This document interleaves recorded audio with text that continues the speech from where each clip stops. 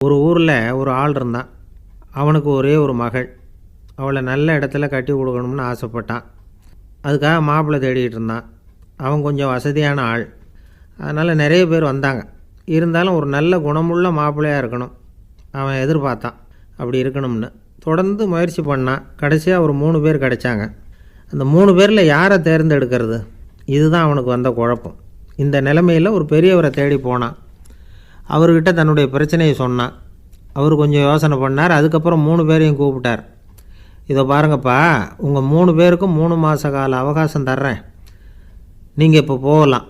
3 மாதம் கழித்து திரும்பி வரலாம். அப்படி வரும்பொழுது இந்த 3 மாத காலத்தில் நீங்கள் செஞ்ச நல்ல காரியம் ஏதாவது ஒன்று சொல்லணும். அதை வச்சு உங்களில் ஒருத்தரை நாங்கள் தேர்ந்தெடுத்துக்கிறோம் அப்படின்னு சொன்னாராம். 3 பேரும் சரின்னு சொல்லிவிட்டு திரும்பி போயிட்டாங்க.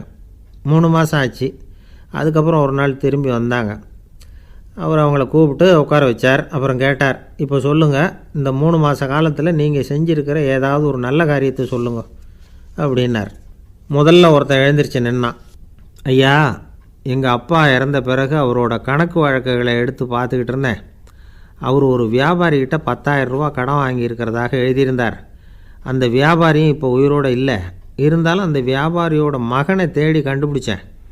கணக்கு புத்தகத்தை காட்டினேன். எங்கள் அப்பா உங்கள் அப்பா கிட்ட 10,000 ரூபா கடன் வாங்கியிருக்கிறதாக இதை எழுதியிருக்கிறார்.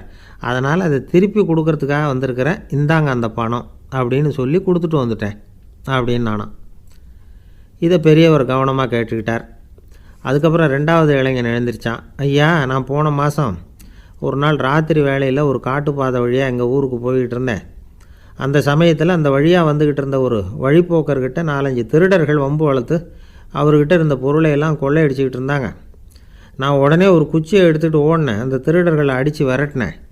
பொருளை எல்லாம் மீட்டு அந்த வழிப்போக்கர்கிட்ட ஒப்படைச்சேன். அவரை பத்திரமா அழைச்சிக்கிட்டு போய் அவர் வீட்டில் விட்டுட்டு வந்தேன் அப்படின்னு நானும். இதையும் பெரியவர் கவனமாக கேட்டுக்கிட்டார்.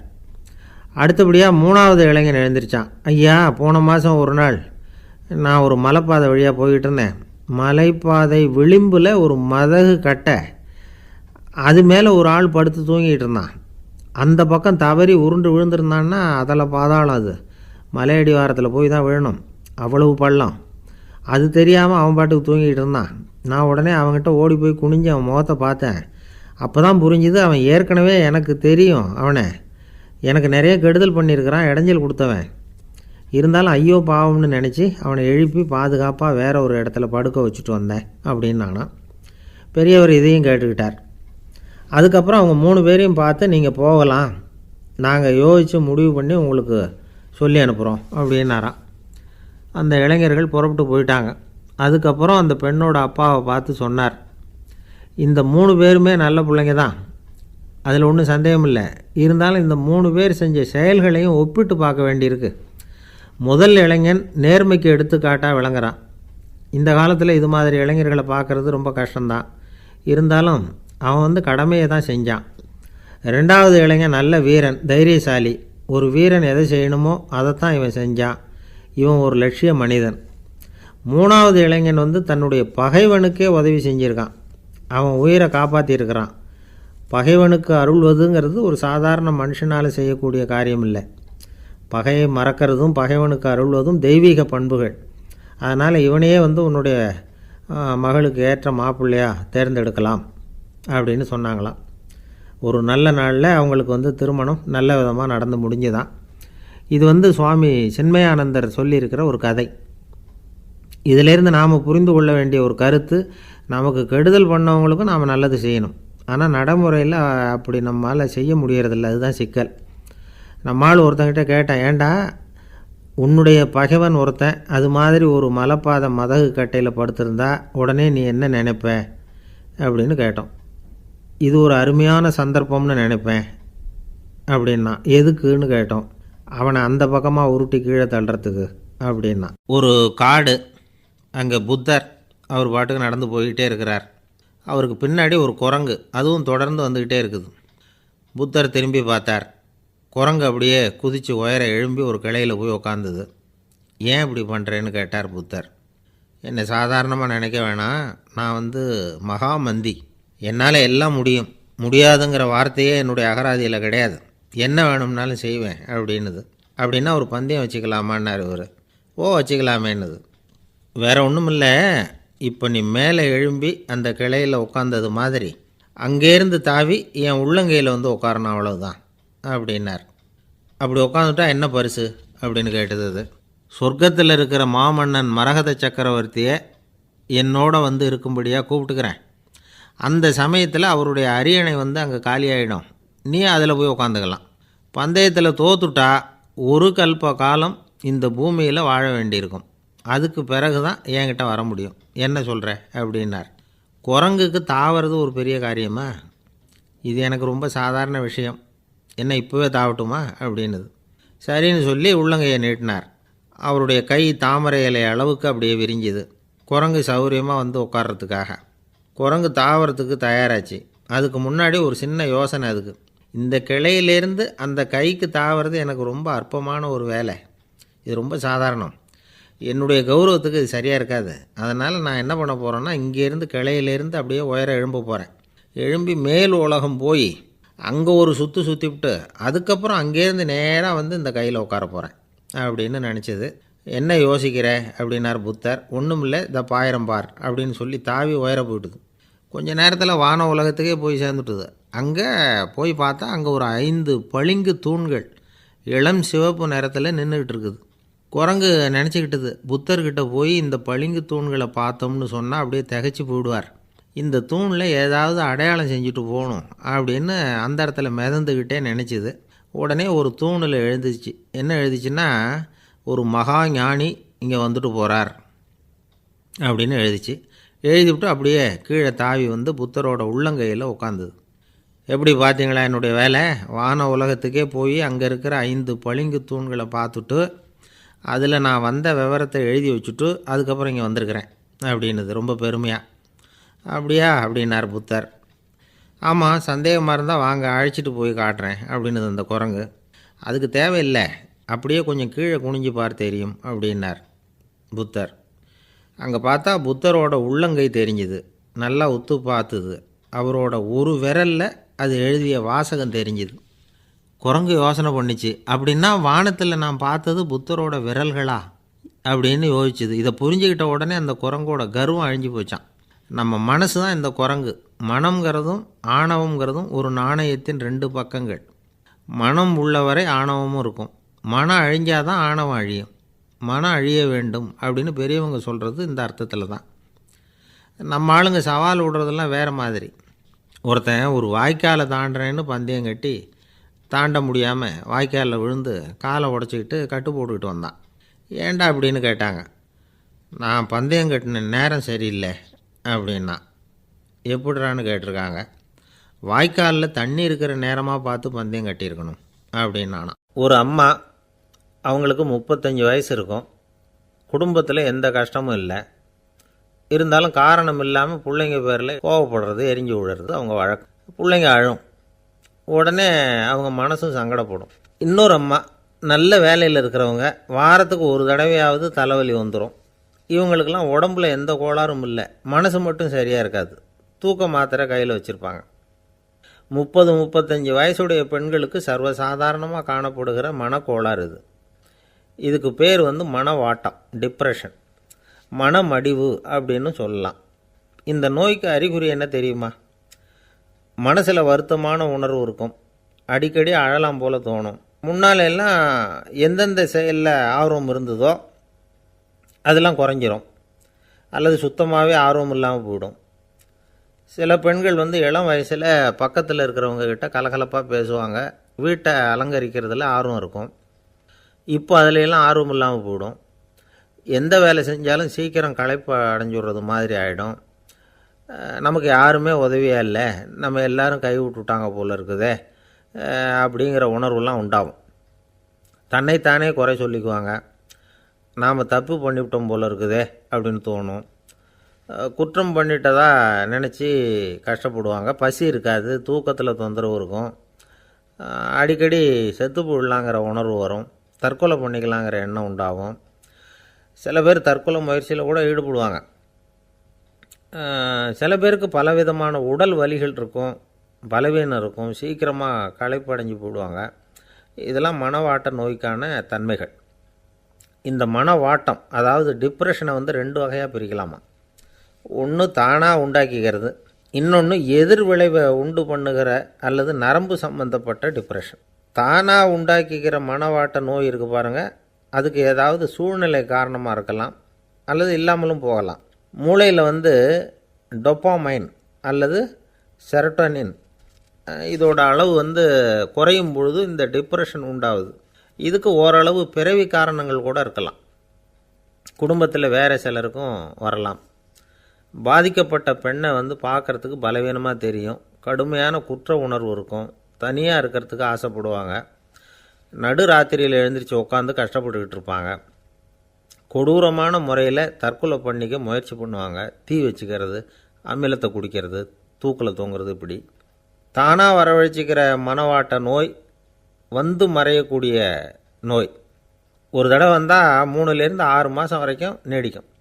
இடைப்பட்ட காலங்களில் நோயாளி இயல்பாக இருப்பார். எதிர் விளைவை உண்டு பண்ணுகிற அல்லது நரம்பு சம்பந்தப்பட்ட மனவாட்ட நோய் எப்படின்னா, கணவன் மனைவி மாமியார் மருமகள் இப்படிப்பட்ட உறவு முறை பிரச்சனைகள், தோல்விகள், எரிச்சல்கள், ஆஃபீஸு பிரச்சனை, இப்படிப்பட்ட சூழ்நிலையால் உண்டாகிறது. எல்லாத்துக்கும் மருந்து இருக்குது, மார்க்கம் இருக்குது, கவலைப்பட வேண்டியதில்லை, தைரியமாக இருக்கணும். உளவியல் மருத்துவம் இதுக்கு ரொம்ப உபயோகமாக இருக்கும். சில பெண்களை பாருங்கள், அவங்க எதுக்கும் அலட்டிக்கிறது இல்லை. ஒரு அம்மா அப்படி தான் தன்னுடைய கணவனை அழைச்சிக்கிட்டு ஒரு மனநோய் மருத்துவர்கிட்ட வந்தாங்க. டாக்டர், எங்கள் வீட்டுக்காரர் திடீர்னு ஒரு மாதிரி ஆயிட்டார், வித்தியாசமாக நடந்துக்கிறார். எப்படின்னா, இவர் தன்னையே ஒரு ஒட்டடை குச்சியாக நினச்சிக்கிட்டு இருக்கிறார். அப்படி நினச்சிக்கிட்டு தன்னுடைய தலையாலேயே வீட்டில் உள்ள ஒட்டடையெல்லாம் தொடச்சிக்கிட்டு இருக்கிறார் அப்படின்னாங்க. எவ்வளவு நாளாக அப்படி இருக்குதுன்னு கேட்டார் டாக்டர். 1 வாரமாக அப்படி இருக்குது அப்படின்னாங்க அந்த அம்மா. அப்படின்னா முன்னாடியே ஏன் அழைச்சிட்டு வரல அப்படின்னு கேட்டார் டாக்டர். வீடு பூரா சுத்தமாகட்டுமேனு பார்த்துக்கிட்டு இருந்தேன் டாக்டர் அப்படின்னாங்களாம் அந்த அம்மா. ஒரு ஊரில் ஒரு ஞானி இருக்கிறார், ரொம்ப பெரிய ஞானி, ரொம்ப வயசாகிட்டுது. கடைசி காலத்தில் அவர்கிட்ட சில பேர் வந்தாங்க. உங்கள் குரு யார் அப்படின்னு கேட்டாங்க. அவர் நிமிர்ந்து பார்த்தார். எனக்கு ஆயிரக்கணக்கான குருமார்கள் உண்டு, அவங்க பேரெல்லாம் சொல்லணும்னா இந்த காலம் பத்தாது, ஆனால் முக்கியமான ஒரு 3 பேரை பற்றி மட்டும் உங்களுக்கு சொல்கிறேன் அப்படின்னாராம். அப்புறம் சொன்னார், அந்த 3 பேரில் ஒருத்தன் ஒரு திருடன். ஒரு சமயம் ஒரு பாலைவனம் வழியாக நான் போய்கிட்டு இருந்தேன். அப்போது வழி தவறி போய் ஒரு கிராமத்துக்கு போயிட்டேன். அது இருட்டு நேரம், நடு ராத்திரி, ஊரே உறங்கி போச்சு. அந்த நேரத்தில் ஒரு ஆள் மட்டும் ஒரு வீட்டு சுவத்தில் ஏதோ பண்ணி உள்ளே நுழையிறதுக்கு முயற்சி பண்ணிகிட்ருக்கிறான். அவங்கிட்ட போய் நான் இன்றைக்கி இங்கே எங்கே தங்க முடியும் அப்படின்னு கேட்டேன். அதுக்கு அவன், இந்த ராத்திரி வேளையில் அது ரொம்ப சிரமம், ஒரு திருடனோட உங்களால் தங்க முடியும்னா நீங்கள் என்னோட தங்கலாம் அப்படின்னா. நான் அவங்க கூட 1 மாதம் தங்கியிருந்தேன். ஒவ்வொரு நாள் ராத்திரியும் இப்போ நான் என்னுடைய வேலைக்கு போகிறேன், நீங்கள் ஓய்வு எடுத்துக்கோங்க அப்படின்னு சொல்லிவிட்டு போவான். அவன் திரும்பி வந்த உடனே உனக்கு ஏதாவது கிடச்சிதான்னு நான் கேட்பேன்.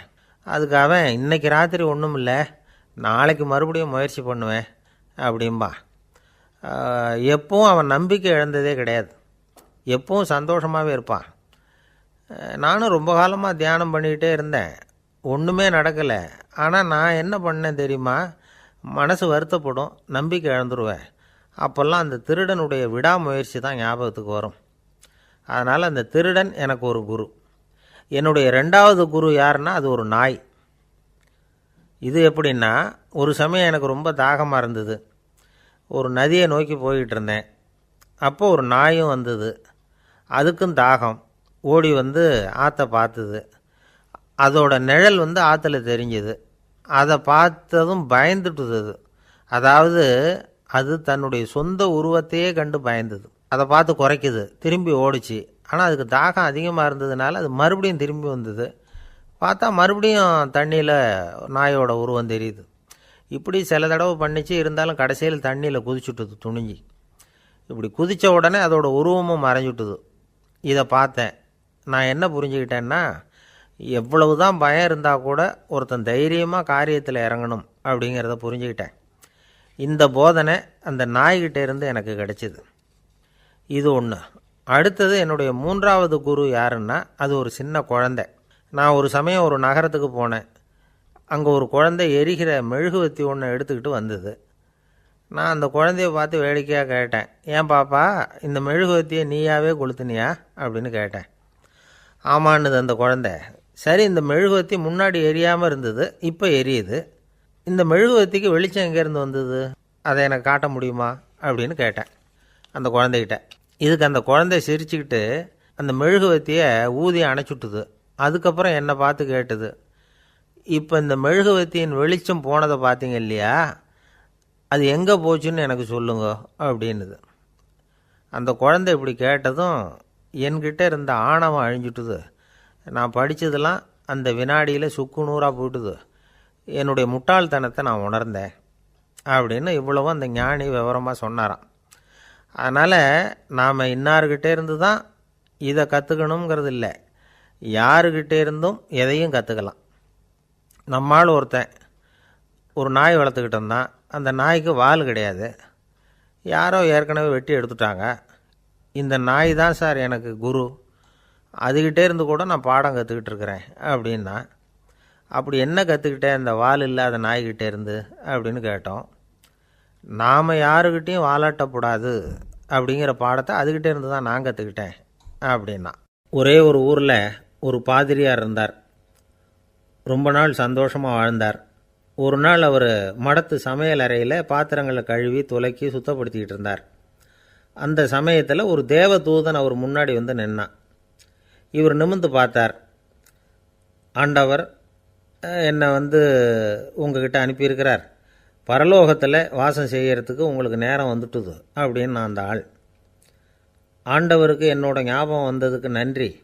ஆனாலும் இப்போ இங்கே நீயே பாரு, எவ்வளவு பாண்டங்கள் பாக்கி இருக்குது, இவ்வளவையும் நான் சுத்தப்படுத்த வேண்டியிருக்கு. நான் நன்றி கெட்டவனாக இருக்க விரும்பலை. இந்த பணியை முடிக்கிற வரைக்கும் என்னுடைய பரலோக வாழ்வை தள்ளி வைக்க முடியுமா, நீ என்ன நினைக்கிற அப்படின்னு கேட்டார். தேவதூதன் தனக்கே உரிய விவேகத்தோட அன்போட பாதிரியாரை பார்த்தான். சரி, என்ன செய்யலாம்ங்கிறத அப்புறம் சொல்கிறேன் அப்படின்னு சொல்லிவிட்டு புறப்பட்டு போயிட்டான். ஒரு நாள் அந்த பாதிரியார் தோட்டத்தில் உள்ள களைகளையெல்லாம் ஒரு களை கொத்தியால் கொத்தி களை எடுத்துக்கிட்டு இருக்கிறார். அந்த சமயத்தில் இந்த தேவதூதன் மறுபடியும் அவர் முன்னாடி நிற்கிறான். பாதிரியார் பார்த்தார். இதை பாரு, இந்த தோட்டம் பூராவும் எவ்வளவு களை மண்டி கிடக்கு, பரலோகம் கொஞ்ச காலம் எனக்காக பொறுத்திருக்கலாம்னு நீ நினைக்கிறியா அப்படின்னு கேட்டார். தேவதூதன் சிரிச்சுக்கிட்டே மறுபடியும் மறைஞ்சிட்டான். மறுபடியும் அவர் களை எடுக்கிறது, தானிய களஞ்சியத்துக்கு வர்ணம் பூசுறது, இப்படிப்பட்ட வேலைகளில் ஈடுபட்டிருக்கார். இன்னொரு நாள் ஒரு மருத்துவமனையில் நோயாளிகளை கவனிச்சிக்கிட்டு ரொம்ப தீவிரமாக இருக்கிறார் அந்த பாதிரியார். ஒரு நோயாளியோட தாகத்துக்கு தண்ணீர் கொடுத்துட்டு நிமிர்ந்து பார்க்குறப்போ தேவதூதன் மறுபடியும் அவர் முன்னாடி நிற்கிறான். இந்த தடவை பாதிரியார் தன்னலமற்றவராக பேரன்பை காட்டக்கூடிய வகையில் தன்னுடைய 2 கைகளையும் உயர்த்தியபடி தேவதூதனின் கவனத்தை பிணியால் வாடக்கூடிய நோயாளிகளின் பக்கம் திருப்பினாராம். தேவதூதன் ஒன்றும் சொல்லலை, மறைஞ்சிட்டான். அன்னைக்கு சாயந்தரம் பாதிரியார் மடத்தில் உள்ள தன்னுடைய அறைக்கு போய் இளைப்பாறினார். யோசித்து பார்த்தார். தேவதூதனையும் தேவதூதனின் விருப்பத்தையும் பல நாள் தள்ளி போட்டு வந்ததையும் அவர் ரொம்ப நினச்சி பார்த்தார். திடீர்னு தான் முதுமை அடைகிறதையும் சோர்வு அடைகிறதையும் உணர்ந்தார். ஆண்டவரை நினச்சார். ஆண்டவரே, உம்முடைய தூதனை மறுபடியும் என்கிட்ட அனுப்புனா நான் சந்திக்கிறதுக்கு ஆவலாக இருக்கேன் அப்படின்னு சொல்கிறப்பவே தேவதூதன் பக்கத்தில் நின்னான். பாதிரியார் நிமிர்ந்து பார்த்தார். நீ இப்போவே என்னை அழைச்சிக்கிட்டு போக விரும்பினா நான் பரலோகத்துக்கு வர்றதுக்கு தயாராக இருக்கேன்னார். தேவதூதன் அந்த பாதிரியாரை அன்போடவும் விவேகத்தோடவும் பார்த்து, நீங்கள் என் கூட பரலோகத்துக்கு வர்ற தயாராக இருக்கிறதா சொல்கிறீங்க, ஆனால் நீங்கள் இது வரைக்கும் வேறு எங்கே இருந்ததா நினைக்கிறீங்க அப்படின்னானா. அப்படின்னா இது வரைக்கும் இருந்த இடம்தான் பரலோகம் அப்படிங்கிறத உணர்த்தியிருக்கிறான். பரலோகம்னா என்னென்னு புரிஞ்சுக்கிறதுக்கு இந்த சம்பவம் நமக்கு உதவியாக இருக்குது. தொண்டு செய்கிறத விட பெரிய செயல் வேறு எதுவும் இருக்க முடியாது. அது நம்ம மனசுக்கு கொடுக்குற சுகத்தை வேறு எதுவும் கொடுக்க முடியாது. நாம் தொண்டு செய்கிற இடம் தான் அந்த புண்ணிய இடம். ஆனால் இந்த காலத்துல எல்லாம் நாம் தொண்டு செய்யணும்னு நினச்சி ஏதாவது ஆரம்பித்தா கூட அதை ஒரு மாதிரியாக சுற்றி நின்று வேடிக்கை பார்க்க ஆரம்பிச்சிடுறாங்க. ஒரு பெரியவர் அப்படி தான் ஒரு தொண்டு செஞ்சுக்கிட்டு இருந்தார். ஒரு கோவில் கட்டிக்கிட்டு இருந்தாங்க. அதில் ஒரு இடத்துல ஒரு பலகையை வச்சு ஆணி அடிக்கிற வேலையை செஞ்சுக்கிட்டு இருந்தார் அந்த பெரியவர். ஒரு சின்ன பையன் அதை ரொம்ப ஊக்கமாக அக்கறையாக கவனிச்சிக்கிட்டு இருந்தான். பெரியவர் இதை கவனித்தார். என்னப்பா பார்க்குற, உனக்கும் இது மாதிரி தொண்டு செய்யணும்னு ஆசையாக இருக்கா அப்படின்னு கேட்டார். அதுக்கு அந்த பையன் சொல்கிறான், அப்படி இல்லைங்க, நீங்கள் ஆணி அடிக்கிறப்போ கையில் சுத்தியால் அடிச்சுக்கிட்டா எப்படி துடிப்பீங்க, எப்படி கத்துவீங்கன்னு தெரிஞ்சுக்கிறதுக்காக அதை பார்க்கணும்னு ஆசை, அதுக்காக தான் காத்துக்கிட்டு இருக்கேன் அப்படின்னு நானும். ஒருத்தர் ரொம்ப கவலையோடு உட்காந்துருந்தார். எதை பற்றி சார் கவலைப்படுறீங்கன்னு கேட்டோம். எதிர்காலத்தை பற்றி கவலைப்படுறேன்னார். ஏன்னு கேட்டோம். என்ன பண்ணுறதுன்னே தெரியல சார், எதிர்காலம் ஒரே இருட்டாக இருக்குது, பாதையே புரியலன்னார். இன்றைக்கி நம்ம இளைஞர்கள் பல பேருக்கு எதிர்காலம் இருட்டாக தான் தெரியுது. அவங்கெல்லாம் இந்த கதையை கொஞ்சம் கேட்கணும். ஒரு மலை அடிவாரத்தில் ஒரு சின்ன கிராமம். அந்த மலை ரொம்ப உயரமானது. அடர்த்தியாக செடி கொடிகள் மரங்கள் அதில் மண்டி கிடக்குது. பகல் வேளையில் இருட்டாக தான் இருக்கும், அவ்வளோ அடர்த்தி. அந்த மலை உச்சியில் ஒரு கோவில். நாள் ராத்திரியே புறப்பட்டால் தான் காலையில் அந்த கோயிலுக்கு போய் சேர முடியும். கிராமத்து இளைஞன் ஒருத்தன் அந்த மலை உச்சிக்கு போக வேண்டியிருந்தது. கையில் ஒரு விளக்கை எடுத்துக்கிட்டு நாள் ராத்திரியே புறப்பட்டான். புறப்பட்டு போனவன் கிராமத்து எல்லையிலேயே நின்றுட்டான். ஏன் தெரியுமா? அவன் கையில் இருந்த விளக்கோட வெளிச்சம் 10 அடி தூரத்துக்கு தான் தெரியுது. அது வரைக்கும் தான் பாதை தெளிவாக இருக்குது. அதுக்கு அப்பாலெல்லாம் ஒரே இருட்டாக இருக்குது, பாதை புரியல. இவன் யோசனை பண்ணி பார்த்தான். மனசுக்குள்ள ஒரு சந்தேகம். 10 அடி தூரம் தானே வெளிச்சம் தெரியுது, அப்படின்னா நாம் 10 அடி தூரம் தானே போக முடியும். அதுக்கும் அந்தாண்ட ஒரே இருட்டாக இருக்குதே, அதில் எப்படி நாம் நடந்து போகிறது? நாம் ரொம்ப தூரம் நடந்து போய் ஆகணுமே. அப்படிப்பட்ட நினப்பெல்லாம் அவனுக்கு வந்துவிட்டுது. இதுதான் அவன் மனசில் ஏற்பட்ட தயக்கம். இப்படி யோசிச்சுக்கிட்டே அந்த இளம் ஆசாமி புறப்பட்ட இடத்துலையே நின்றுக்கிட்டு இருக்கிறான். அந்த சமயத்தில் ஒரு வயசான பெரியவர் அந்த பக்கமாக வந்தார். அவர் கையில் இதை விட சின்னதாக ஒரு விளக்கு வச்சுருந்தார். அது எப்படின்னா அது ஒரு 5 அடி தூரத்துக்கு தான் வெளிச்சம் காட்டுது. அவ்வளவு சின்ன விளக்கு. அவரும் மலை உச்சிக்கு போகிறதுக்காக தான் வந்துக்கிட்டு இருக்கிறார். அவரை பார்த்து இவன் கேட்டான், என்ன பெரியவரே, இவ்வளவு சின்ன விளக்கை வச்சுக்கிட்டு அவ்வளவு தூரத்துக்கு எப்படி மலையேற போகிறீங்க அப்படின்னு கேட்டான். நீ ஏன் இப்படி தயங்கிட்டே நிற்கிறேன்னு கேட்டார் பெரியவர். என்கிட்ட இருக்கிற விளக்கு 10 அடி தூரத்துக்கு தான் பாதையை காட்டுதுன்னா. இப்போ பெரியவர் சொன்னார், தம்பி, உன் கையில் இருக்கிற விளக்கு கொடுக்குற வெளிச்சத்தை வச்சு நீ முதல்ல 10 அடி தூரம் முன்னாடி போ. 10வது அடியில் போய் நின்றுக்கிட்டு பாரு. மறுபடியும் ஒரு 10 அடி தூரத்துக்கு பாதை தெரியும். இப்படி உன் கையில் இருக்கிற விளக்கு தொடர்ந்து வெளிச்சம் காட்டிக்கிட்டே இருக்கும். நீ முன்னேற முன்னேற அந்த வெளிச்சமும் முன்னேறும். அதனால் எத்தனை கிலோமீட்டர் தூரம் வேணும்னாலும் நீ இந்த 10 அடி தூரம் வெளிச்சத்தை வச்சுக்கிட்டே நீ போயிடலாம், புறப்படு அப்படின்னார். இப்போ தான் அந்த பெரியவர் சொன்னது இளைஞனுக்கு பளிச்சுன்னு புரிஞ்சுதான். உடனே உற்சாகமாக புறப்பட்டான், உச்சிக்கு போய் சேர்ந்தான். இந்த கதையிலேருந்து நாம் புரிஞ்சிக்க வேண்டியது என்ன தெரியுமா? நீண்ட கால திட்டம் ஒன்று போடும் பொழுது நமக்கு முன்னாடி இருக்கிறத மறந்துட்டு மனசை போட்டு குழப்பிக்கக்கூடாது. உங்கள் கையில் என்ன இருக்கோ அதுலேயே உங்கள் எதிர்காலம் மறைஞ்சிருக்குது. கண் முன்னாடி தெரியறத வச்சு ஆரம்பிங்க, போக போக வழி தானாக புலப்படும் அப்படிங்கிறார் ஒரு பெரியவர். பெரிய பயணங்களையெல்லாம் இப்படி தான் நடத்த வேண்டியிருக்கும். ஒவ்வொரு அடியாக எடுத்து வச்சா ஓடி போய் சேர்ந்து விடலாம். மலைச்சி போய் நின்றுட்டா நின்றுக்கிட்டே இருக்க வேண்டியது தான். நம்ம ஆள்லாம் ரொம்ப மோசமாக இருக்கிறாங்க. ஒருத்தன் அப்படி தான் நீண்ட தூர பிரயாணம் ஒன்று புறப்பட்டான். ரயில் போய்கிட்டே இருந்தது. கொஞ்சம் தூரம் போச்சு, பாதி வழியில் கையில் வச்சுருந்த டிக்கெட்டை காற்றுல விட்டுட்டான். ஐயோ, என் டிக்கெட்டு போயிட்டுதே அப்படின்னு கத்த ஆரம்பிச்சிட்டான். பக்கத்தில் இருந்த பெரியவர் அவனை பார்த்து பரிதாபப்பட்டு, கவலைப்படாத தம்பி, போனால் போகுது, வேறு டிக்கெட் வாங்கிக்கலாம் அப்படின்னு ஆறுதல் சொன்னார்.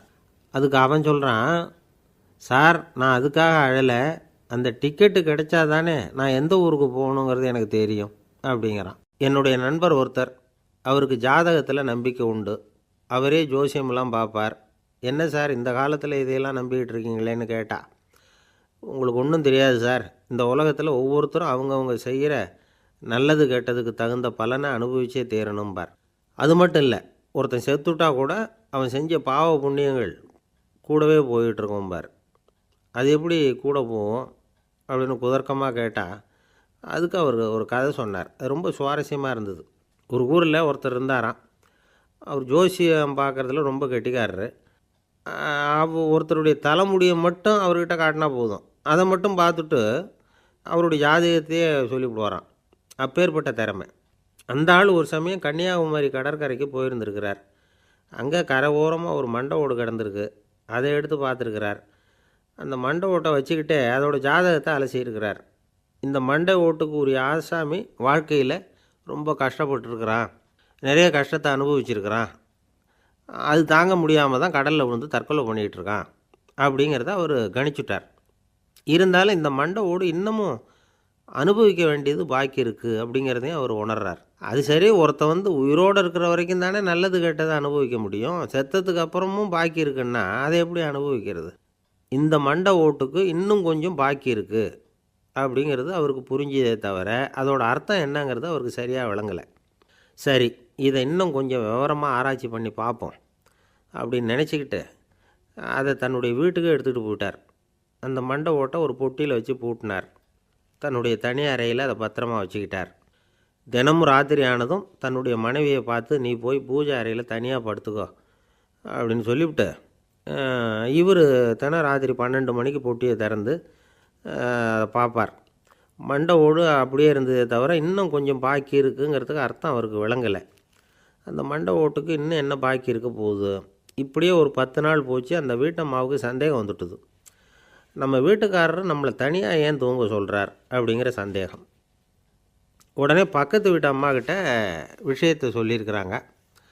அந்த அம்மா உடனே, நீ கவலைப்படாத, நான் கண்டுபிடிச்சி சொல்கிறேன்னு சொல்லிவிட்டாங்களாம்.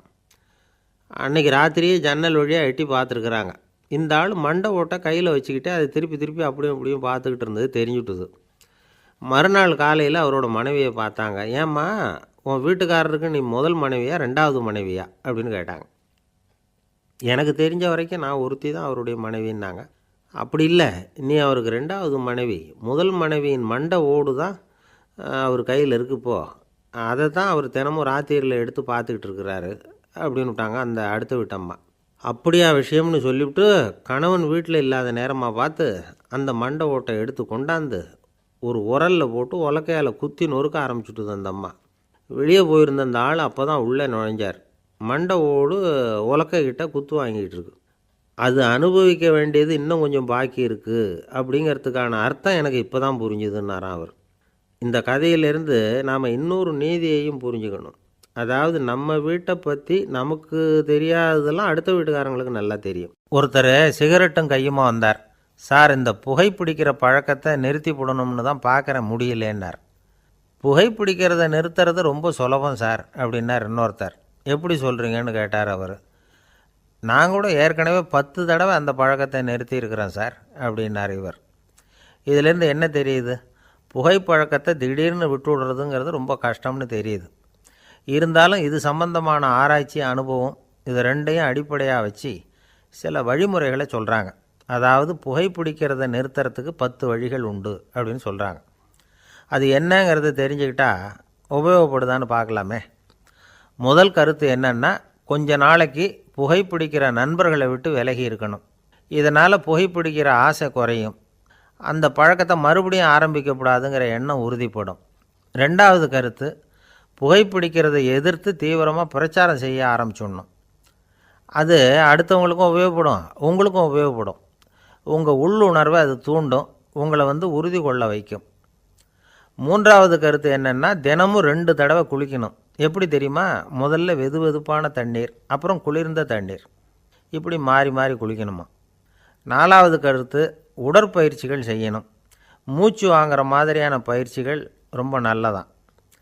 பிராணாயாமம் அப்படிங்கிற மூச்சு பயிற்சி ரொம்ப நல்லதுங்கிறாங்க. அப்புறம் 5வது கருத்து, சாப்பாடு மிதமாக இருக்கணும், சீராக இருக்கணும். பச்சை காய்கறிகள், பழங்கள் சாப்பாட்டில் சேர்த்துக்கலாம். அடிக்கடி கொஞ்சம் கொஞ்சமாக சாப்பிட்டு ரத்தத்தில் சர்க்கரையின் அளவை பராமரிக்கணும். இது நரம்புகளை அமைதிப்படுத்தும். 6வது கருத்து என்னென்னா, ரொம்ப நேரம் பசியோடு இருக்கக்கூடாது. புகைப்பிடிக்கிறத நிறுத்த முயற்சி செய்யும் பொழுது எடை குறைப்பு நடவடிக்கைகளை மேற்கொள்ளக்கூடாது.